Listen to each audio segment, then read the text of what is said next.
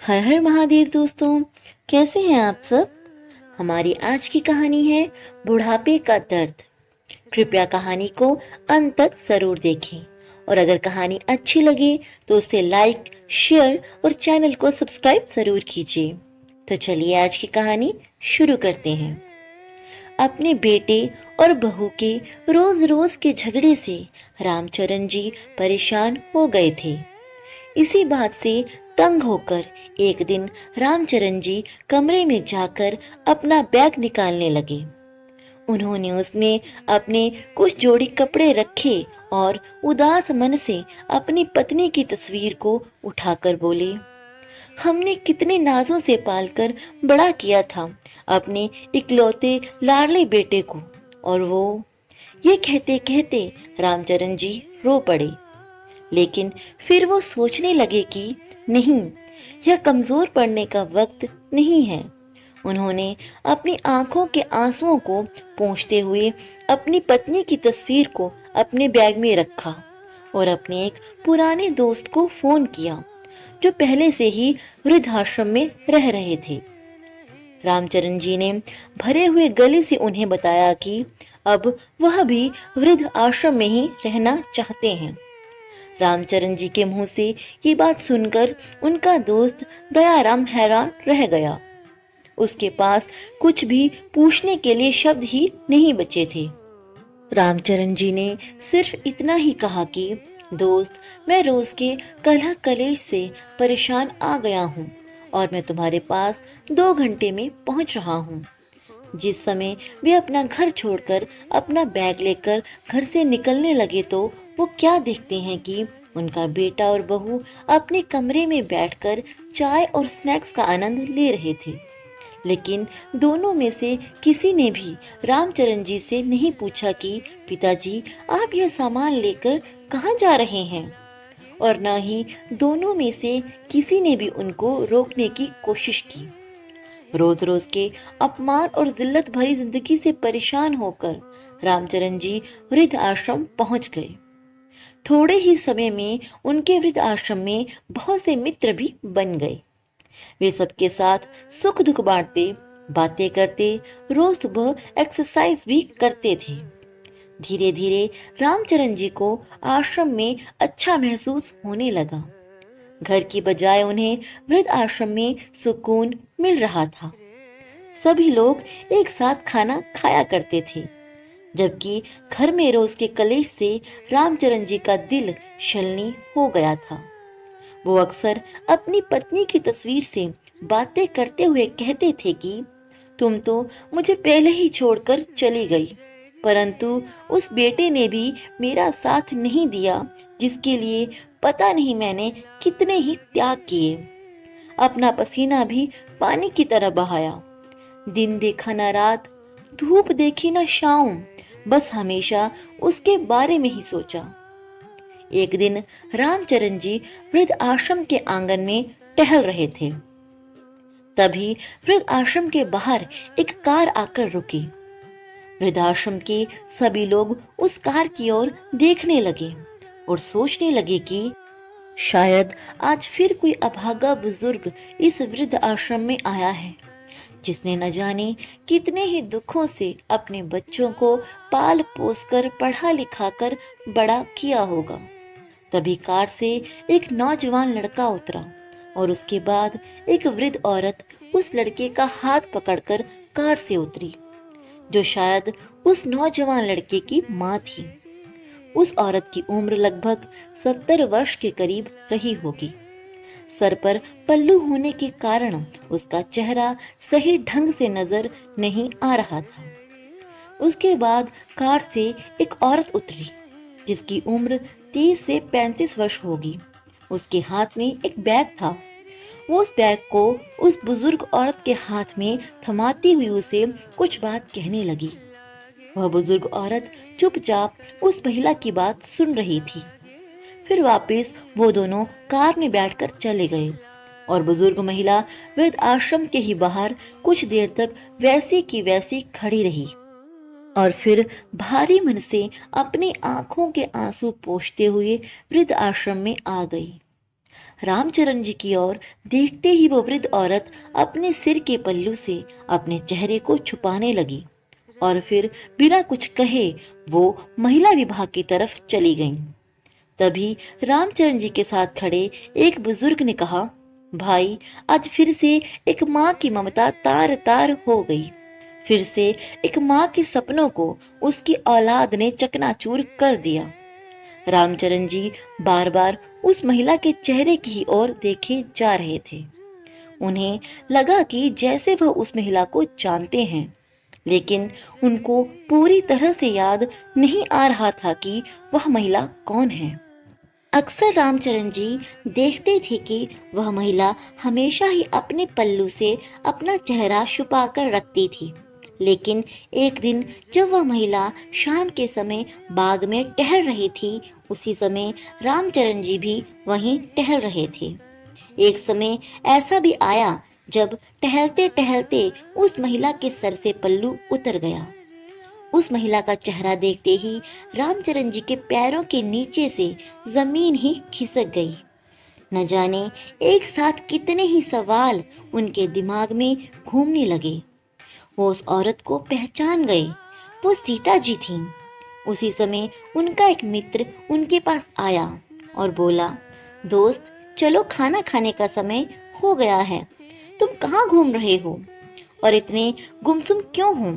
सभी लोग नाश्ते की मेज पर हैं, लेकिन तुम नहीं थे, इसलिए मैं तुम्हें यहाँ बुलाने आ गया। क्या बात, कोई परेशानी है क्या?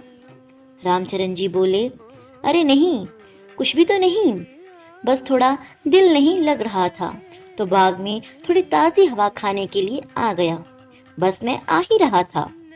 खाने के कमरे में बैठने के बाद भी रामचरण जी की नजरें बार बार सीता जी को ही ढूंढ रही थी। वे उनसे पूछना चाहते थे कि आखिर ऐसा क्या हुआ कि उन्हें वृद्ध आश्रम में आने की नौबत आ गई। उनका तो भरा पूरा परिवार था और सीता जी हमेशा कहती थी कि वह अपने बेटे बहू के साथ बहुत खुश हैं। फिर आज ऐसा क्या हो गया? रामचरण जी किसी व्यक्ति से पूछते हैं कि 3 दिन पहले जो एक महिला वृद्ध आश्रम में आई थी, वो आज खाना खाने नहीं आई है। उन्होंने बताया कि वह माताजी आज बहुत दुखी हैं, इसलिए उन्होंने खाना खाने से मना कर दिया है। बेचारी परेशान भी क्यों ना हो, आखिर जो उनके बेटे बहू ने उनके साथ किया है, ऐसा तो कोई दुश्मन के साथ भी न करे। वह बार बार अपने घर को याद कर रही हैं। वो सुबह से अपने कमरे में ही बैठी बस रोई जा रही थीं। इसलिए उनका ध्यान भटकाने के लिए उन्हें बागवानी करने का काम दिया गया है। यह सब सुनकर रामचरण जी बहुत दुखी हो गए। वो जानना चाहते थे कि आखिर सीता जी के साथ हुआ क्या है। इसलिए थोड़ी देर बाद वह महिला विभाग में सीता जी के पास गए। रामचरण जी को अपने सामने खड़ा देखकर सीता जी थोड़ा परेशान सी हो गईं। तभी रामचरण जी ने उनसे कहा, मैं जानता हूं कि आपने मुझे पहचान लिया है, लेकिन क्या मैं ये जान सकता हूं कि आप इस हालत में कैसे पहुंची? सीता जी ने कुछ भी नहीं कहा, लेकिन उनकी आंखें आंसुओं से भर गईं। यह देखकर रामचरण जी और भी दुखी हो गए। उनका दिल किया कि इस दुनिया को जोर जोर से चिल्लाकर पूछे कि क्यों बुढ़ापे में बूढ़े माँ बाप को पुराने सामान की तरह निकालकर बाहर फेंक देते हो? क्या बूढ़ों का कोई अपना आत्मसम्मान नहीं है? अपने ही विचारों में मग्न रामचरण जी वृद्ध आश्रम के प्रांगण में टहल रहे थे कि अचानक उनका पैर क्यारी के किनारे से टकराया और वह गिरते गिरते एक पेड़ को पकड़कर संभल गए। तभी उनके पास से गुजर रहा वृद्ध आश्रम का एक कर्मचारी कहता है, अंकल जी, आप ठीक तो है ना? आपको कहीं कोई चोट तो नहीं लगी? अपना पैर दिखाइए। अगर लगी हो तो मैं अभी पट्टी कर देता हूँ। रामचरण जी कहते हैं, अरे नहीं, कुछ ज्यादा चोट नहीं है, बचाव हो गया। इतना कहते हुए रामचरण जी प्रांगण में रखे बेंच पर जाकर बैठ गए और कुछ महीने पहले घटी एक घटना को याद करने लगे, जब वह बाथरूम में फिसल कर गिर गए थे और उनके पैर में ज्यादा चोट लग गई थी। तो उनकी बहू ने उस चोट को देखकर भी अनदेखा कर दिया और वो अपने काम में लगी रही। और जब उनके बेटे ने वो चोट देखी तो वो चिल्लाकर बोला, क्या पिताजी, आप संभल कर काम नहीं कर सकते क्या? मुझे तो समझ नहीं आता कि आप इतनी हड़बड़ी में क्यों रहते हैं। कोई भी काम ठीक ढंग से करना नहीं आता आपको। जब देखो चोट लगवाकर बैठ जाते हो और हमारा काम भी बढ़ाते रहते हो। अगर आपसे कोई काम नहीं होता तो मत किया करो। आराम से अपने कमरे में क्यों नहीं बैठते आप? पूरा दिन इधर से उधर घूमते ही रहते हो। बेटे से इतना भी न हुआ कि वो अपने पिता का हालचाल पूछे या उनकी चोट पर मरहम पट्टी करे। एक दिन जब रामचरण जी का चश्मा टूट गया तो वो अपने बेटे से कहने लगे, बेटा, मेरा चश्मा ठीक करवा देना, टूट गया है, ठीक से दिखाई भी नहीं देता। पिता की इतनी बात सुनते ही बहू बीच में ही जोर से चिल्लाकर बोल पड़ी कि बस सारा दिन चारपाई पर बैठे बैठे खर्चे बढ़ाते रहते हैं और कोई काम धंधा तो करते नहीं हैं। बाबूजी, बूढ़े हो गए हो, लेकिन हरकतें बच्चों वाली हैं। ऐसे ही कई बार रामचरण जी अपने बेटे और बहू से अपमानित हो चुके थे। अपने अतीत में झांकते हुए रामचरण जी अपने विचारों में खोए हुए थे कि तभी उनको सामने से उनके बुजुर्ग मित्र दयाराम जी आते हुए दिखाई दिए। दयाराम जी के चेहरे पर एक प्यारी सी मुस्कुराहट थी। उन्हें देखकर रामचरण जी बोले, क्या बात है दयाराम, आज तो बड़े ही खुश नजर आ रहे हो। दयाराम जी बोले, आज मेरे बेटे का जन्मदिन है। उसका फोन आया था कि आज वह मुझसे मिलने आने वाला है, इसलिए मैं बहुत खुश हूँ। बहुत दिनों बाद आज अपने बेटे का चेहरा देखने को मिलेगा। अपने दोस्त दयाराम की यह बात सुनकर रामचरण जी कुछ परेशान से हो गए और अपने मित्र को बोले, जिस बेटे ने तुम्हारी यह हालत कर दी, तुम्हें वृद्ध आश्रम में छोड़कर चला गया, साल में केवल कुछ देर के लिए तुमसे मिलने के लिए आएगा, तुम उस बेटे के लिए इतने खुश हो रहे हो। इस पर दयाराम जी बोले, मैं तो इसी से खुश हूँ कि कम से कम मेरा बेटा मुझसे मिलने तो आ रहा है ना। मेरे लिए यही बहुत बड़ी बात है। लेकिन रामचरण जी उनसे नाराज होकर उनकी बात को बिना सुने ही अपने कमरे में जाकर बैठ गए। वो सोचने लगे कि यह किस्सा केवल मेरे साथ या सीता जी के साथ ही नहीं है। वृद्ध आश्रम में रहने वाले हर एक बुजुर्ग की कोई न कोई कहानी है और सभी की जिंदगी में वृद्ध आश्रम में रहने के पीछे कोई न कोई वजह जरूर है। अपनी मर्जी से कोई वृद्ध आश्रम नहीं आता। जब तक कि एक व्यक्ति अंदर तक भर नहीं जाता, जब तक उसके सहने की शक्ति खत्म नहीं हो जाती, तब तक वह यहाँ आने के लिए मजबूर नहीं होता। लेकिन देखो, फिर भी सब बूढ़े लोग अपनी उन कड़वी यादों को भूलकर अपनी जिंदगी को वृद्ध आश्रम में बिताने को मजबूर हैं।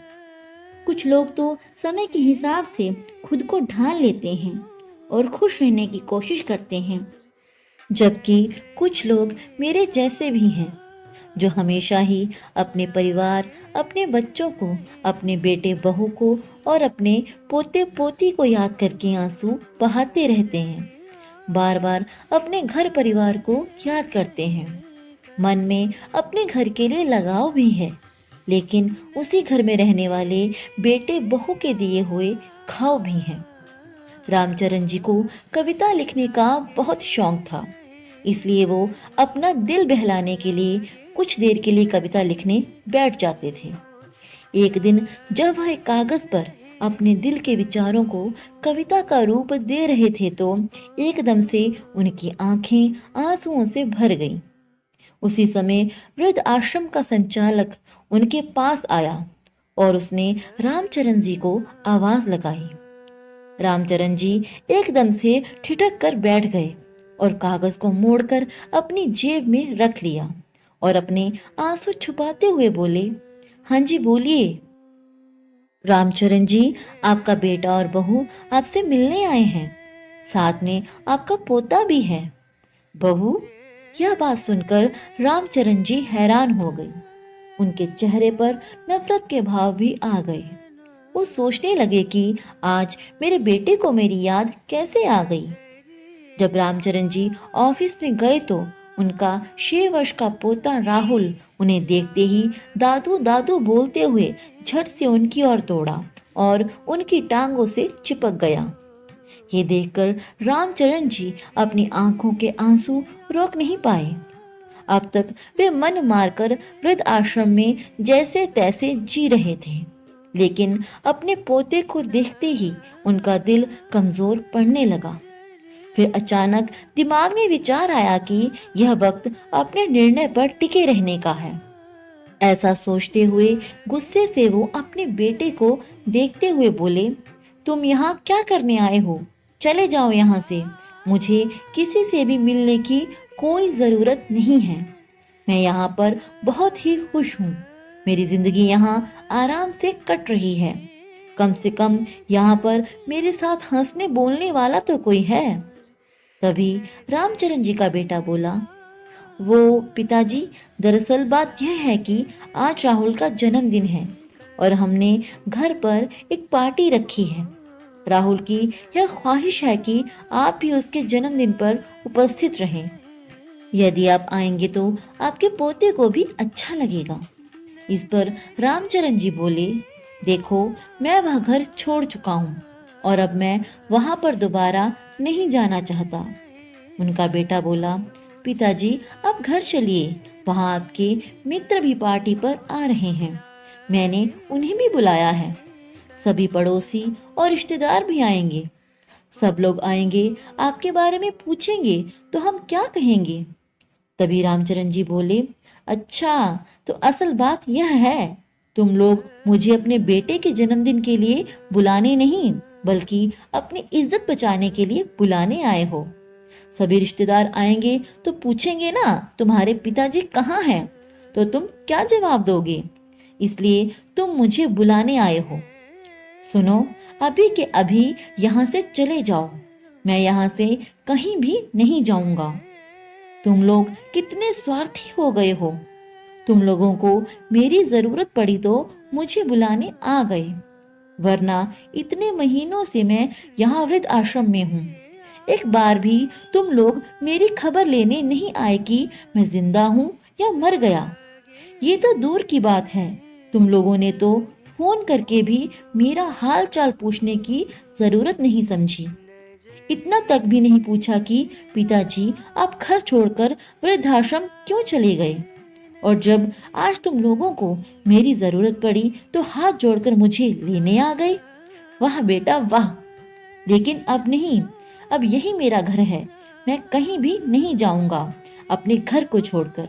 ऐसा कहते हुए रामचरण जी अपने कमरे की ओर जाने लगे। तभी बेटा और बहू आपस में फुसफुसाने लगे कि पिताजी ऐसे तो मानेंगे नहीं, हमें कुछ और करना पड़ेगा, तभी हम इन्हें अपने घर लेकर जा सकते हैं और रिश्तेदारों के ताने भी नहीं सुनने पड़ेंगे। इसलिए दोनों रोनी सूरत लेकर रामचरण जी के पास गए और गिड़गिड़ाते हुए कहने लगे, पिताजी हमें माफ कर दो, आपके पोते का जन्मदिन है। क्या आपको अपने पोते की खुशियों में शामिल होने का मन भी नहीं कर रहा है? यह बात सुनते ही रामचरण जी का दिल पिघलने लगा। तभी राहुल बोला, चलो ना दद्दू, हम दोनों बहुत मस्ती करेंगे। अपने पोते की यह बात सुनकर रामचरण जी खुद को रोक नहीं पा रहे थे, परंतु दोनों बेटा और बहू के व्यवहार की वजह से वह घर नहीं जाना चाहते थे। लेकिन राहुल के बहुत जिद करने पर वो घर जाने के लिए तैयार हो गए। फिर वो बोले, लेकिन मेरी एक शर्त है, मैं घर पर तो चलूंगा, लेकिन जैसे ही राहुल का जन्मदिन खत्म हो जाएगा उसके बाद मुझे वृद्ध आश्रम वापस लौटना है और तुम लोग ही मुझे वृद्ध आश्रम तक छोड़ने आओगे। बेटा बहू इस बात के लिए तैयार हो गए। राहुल का जन्मदिन बहुत धूमधाम से मनाया गया। सभी रिश्तेदार और आस पड़ोस के लोग बहुत अच्छे से मिलते जुलते हैं। रामचरण जी के पुराने मित्र भी आज उन्हें बहुत दिनों बाद मिले थे, लेकिन रामचरण जी ने किसी से कुछ भी नहीं कहा और हंसते मुस्कुराते हुए पूरी पार्टी को आनंद से बिताया। लेकिन वो ये सोच रहे थे कि कल मैं अपने बेटे और बहू को जो सरप्राइज देने वाला हूँ उसकी तो उन लोगों ने कभी कल्पना भी नहीं की होगी। जब पार्टी खत्म हुई तो बहुत रात हो गई थी, तो उस रात रामचरण जी घर पर ही रुक गए। जब वो अपने कमरे में सोने के लिए गए तो वो अपनी पत्नी मालती जी की यादों में खो गए। आप भी ना, 3 रोटियों से क्या होता है? 3 रोटियों से भी कोई पेट भरता है? 1 रोटी तो और ले लीजिए ना, मैं अभी गरम गरम सेक रही हूँ। 1 रोटी और मेरे कहने पर खा लीजिए, आप खाती हैं तो मेरे तन को लगता है। इस पर रामचरण जी कहते हैं, अरे नहीं मालती, मेरा पेट पूरा भर गया है। भाग्यवान, और कितना खिलाओगी? अपनी पत्नी को याद करते हुए रामचरण जी सोचने लगे कि एक मेरी पत्नी मालती थी जो मुझे 1 गिलास पानी भी खुद से उठाने नहीं देती थी, और एक ये उसकी बहू है जिसने मुझे एक एक रोटी के लिए भी तरसा दिया। छोटे से छोटा काम भी मुझ पर ही डाल देती थी। मार्केट के छोटे छोटे काम, सब्जी लाने से लेकर घर की साफ सफाई तक का सारा काम मुझसे ही करवाती थी। मुझे वह काम करने में कोई दिक्कत तो नहीं थी, लेकिन सब करने के बाद भी अगर घर में इज्जत ना मिले तो ऐसी जिंदगी भी किस काम की। अपनी पत्नी की यादों में गुम पता नहीं कब रामचरण जी की आंख लग गई। सुबह जब रामचरण जी सोकर उठे तो उन्होंने देखा कि उनके बेटा और बहू दोनों तैयार खड़े थे। जैसे ही वो बाहर आए तो बहू तारा बोली, चलिए पिताजी तैयार हो जाइए, हम आपको वापस वृद्धाश्रम में छोड़ आते हैं। ऐसा कहते हुए तारा ये सोच रही थी कि कहीं पिताजी हमेशा के लिए यहीं रुकने का मन न बना लें, इसलिए वो जल्दी से जल्दी उन्हें वृद्ध आश्रम में छोड़कर आना चाहती थी। रामचरण जी उन्हें देखकर हैरान थे और अपने बेटे बहू की मंशा को अच्छी तरह से समझ रहे थे, इसलिए वह भी जल्दी से नहा धोकर तैयार हो जाते हैं। जैसे ही वह वृद्ध आश्रम में जाने के लिए गाड़ी में बैठने लगते हैं, वह देखते हैं कि उनकी बहू तारा के चेहरे पर एक संतुष्टि भरी मुस्कान थी। रामचरण जी मन ही मन सोचने लगे कि चलो बेटा, मैं आज तुम्हें जो सरप्राइज दूंगा ना, उसके बाद से तो तुम वृद्ध आश्रम का नाम भी लेना भूल जाओगे। अपने घर को निहारते हुए रामचरण जी कार में बैठ जाते हैं। वो फिर सोचते हैं कि ठीक है, जहाँ दिल को खुशी मिले उधर ही रहना चाहिए। यहाँ तो मेरे बेटे बहू को मुझे निकालने की ही बहुत जल्दी है, तो यहाँ रहकर भी क्या करूँगा। अपना वृद्धाश्रम ही अच्छा है, जहाँ मैं अपने हिसाब से रहता हूँ, अपने हिसाब से खाता पीता हूँ और अपने मनपसंद काम करता हूँ। किसी की भी चिक चिक नहीं होती।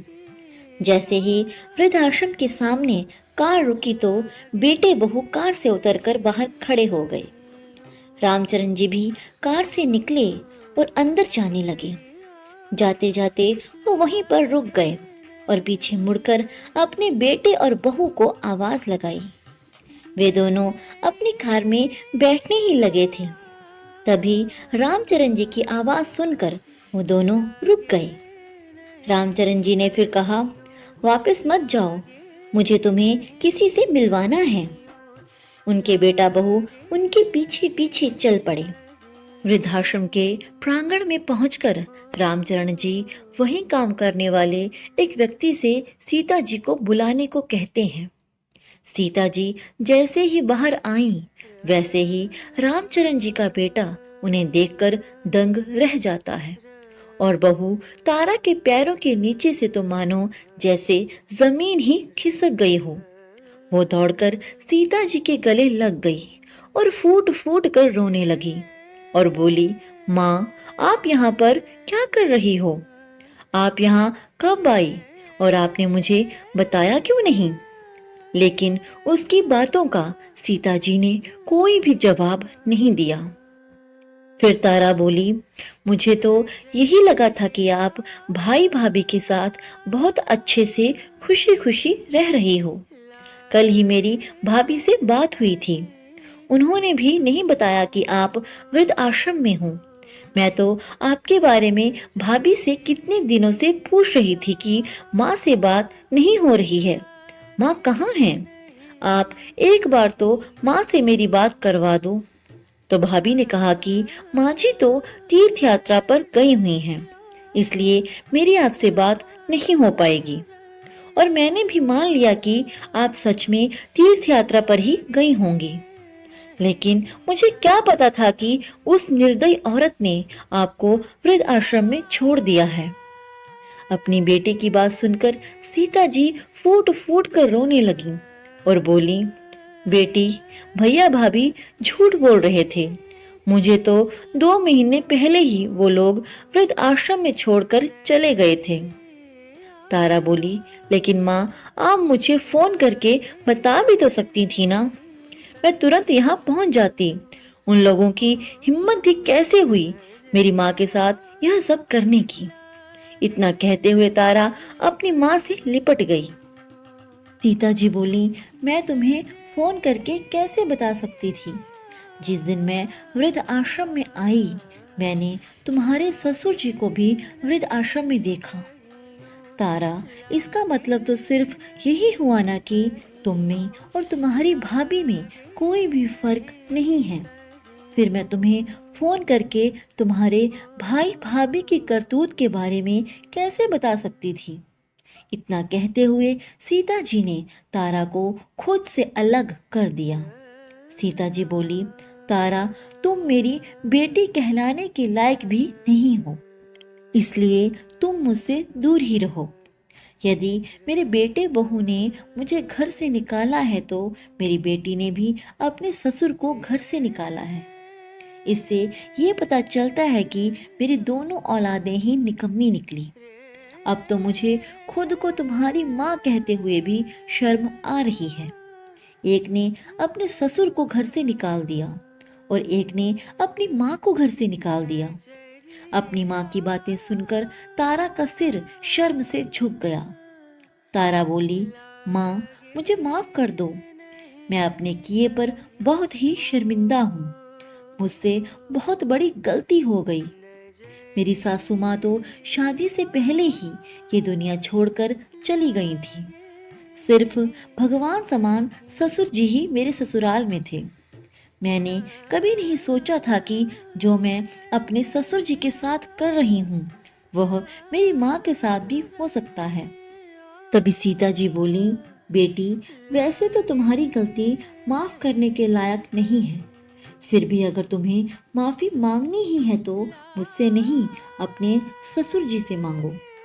अपने किए पर शर्मिंदा होते हुए तारा अपने ससुर जी की ओर मुड़ी और उनके पैरों में गिरकर बोली, पिताजी, मुझे माफ कर दीजिए। तभी राकेश ने भी माफी मांगते हुए कहा, अब आप दोनों घर चलिए और हमें अपनी सेवा करने का मौका दीजिए। लेकिन सीता जी और रामचरण जी दोनों ने ही घर जाने के लिए मना कर दिया और कहा कि हमें अब बहू या बेटे किसी के भी साथ नहीं रहना है। हम वृद्ध आश्रम में ही रहकर सुखी हैं। दोनों ने सीता जी और रामचरण जी को लाख मनाने की कोशिश की, लेकिन सीता जी और रामचरण जी का एक ही जवाब था। रामचरण जी बोले, हम दोनों एक बार धोखा खा चुके हैं। अब इस उम्र में हमारे शरीर में इतनी जान नहीं बची है कि बार बार अपने बच्चों द्वारा दिए गए धोखे को झेल सकें। वैसे भी बहू, जब मेरा अपना बेटा, जिसे मैंने खून पसीना बहाकर पाला पोसा, वही जब मेरा नहीं हुआ तो मैं तुमसे क्या ही उम्मीद रखता। इतना कहकर रामचरण जी और सीता जी अपने अपने कमरे में चले गए। राकेश और तारा भी दुखी मन से अपने घर वापस आ गए। घर पहुंचकर उन्होंने देखा कि पिताजी के कमरे में उनके बिस्तर के ऊपर एक कागज रखा हुआ था, जो शायद उनकी जेब में से निकलकर गिर गया था। जब राकेश ने उस कागज को खोलकर देखा तो उसमें उनके पिताजी ने एक कविता लिखी हुई थी। क्या किसी ने देखा है कि मौत से पहले भी एक मौत आती है? क्या किसी ने देखा है कि मौत से पहले भी एक मौत आती है? हाँ, मैंने देखा है, मौत से पहले भी एक मौत आती है। जब जिंदगी अपनी आखिरी पड़ाव पर आ जाती है, शरीर भी काम नहीं करता, केवल सांस आती जाती है। हाँ, मैंने देखा है, मौत से पहले भी मौत आती है। अपने पिता द्वारा लिखे गए इन शब्दों को पढ़कर राकेश के दिल पर न जाने कितने ही तीर एक साथ चुभने लगे। और उधर तारा अभी तक अपनी माँ की हालत को देखकर उस सदमे से ही उभर नहीं पाई थी। परंतु आज उन दोनों के पास पछताने के अलावा और कोई भी रास्ता नहीं था।